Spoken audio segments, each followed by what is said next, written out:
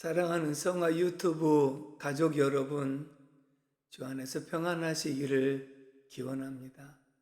오늘은 문제는 반드시 해결된다 라고 하는 주제로 말씀을 함께 생각해 보려고 합니다. 학교에서 선생님들이 시험 문제를 출제할 때 반드시 해답이 있습니다.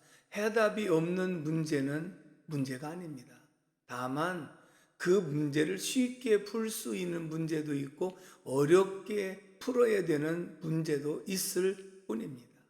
우리 그리스도인들이 이 세상을 살아가는 동안에 쉽게 해결할 수 있는 문제에 부딪힐 때도 있고 다양한 문제에 부딪힐 때가 있습니다. 그렇다면 우리는 그 문제를 어떻게 풀어나가고 어떻게 해결을 해야 될까요? 첫 번째는 문제 옆에 반드시 해답이 있음을 기억하시기 바랍니다.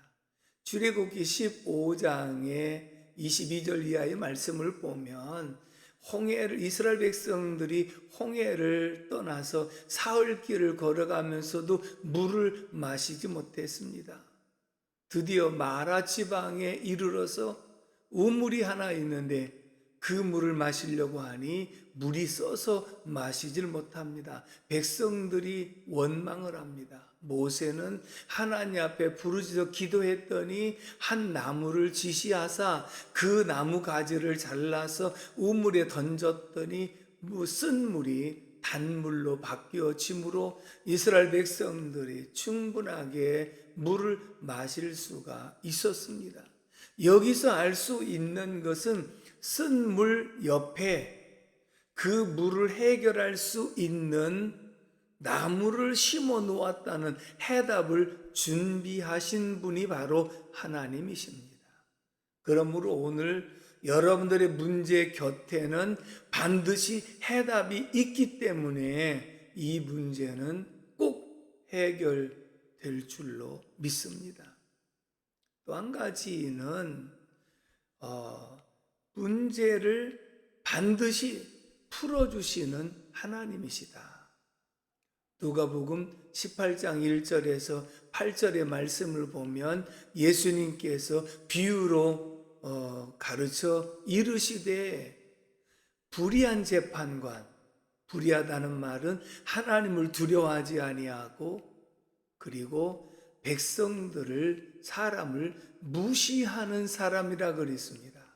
근데 억울한 사정에 있는 한 과부가 억울한 사정을 풀어달라고 호소하려도 돈도 없습니다. 백도 없습니다. 줄을 댈 관계도 없습니다. 도무지 문제를 해결받을 수 있는 상태가 아님에도 불구하고 밤낮으로 이 불의한 재판관을 찾아다니면서 청원을 했더니 불의한 재판관이 마침내 들어줬습니다.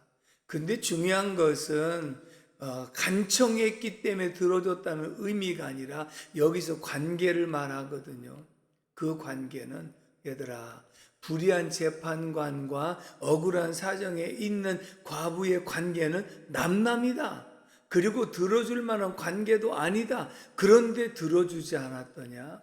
그러면 너희와 하나님과의 관계를 생각해 보면 하나님은 너희의 아버지요 너희는 그의 자녀다. 아버지와 자녀들과의 관계는 어떠한가? 주님 말씀하신 대로 너희 자녀가 떡을 달라면 돌을 주겠으며 생선을 먹고 싶다고 할 때 뱀을 줄 부모가 어디 있겠느냐? 반드시 구하는 자에게 좋은 것을 주시지 않겠느냐? 다시 말하면 문제 옆에 해답을 준비하고 계시다가 자녀가 요구하면 반드시 주시겠다고 하는 약속이거든요. 그러므로 사랑하는 성화 유튜브 가족 여러분, 여러분들 현재 어떤 문제에 부딪혀 있습니까? 여러분들 주변을 살펴보십시오. 그리고 기도하십시오. 기도하면서 하나님과 관계를 다시 한번 생각해 보십시오.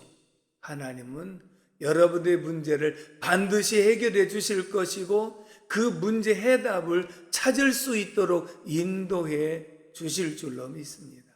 그러므로 문제가 반드시 해결되기를 주님의 이름으로 축복합니다. 할렐루야. 감사합니다.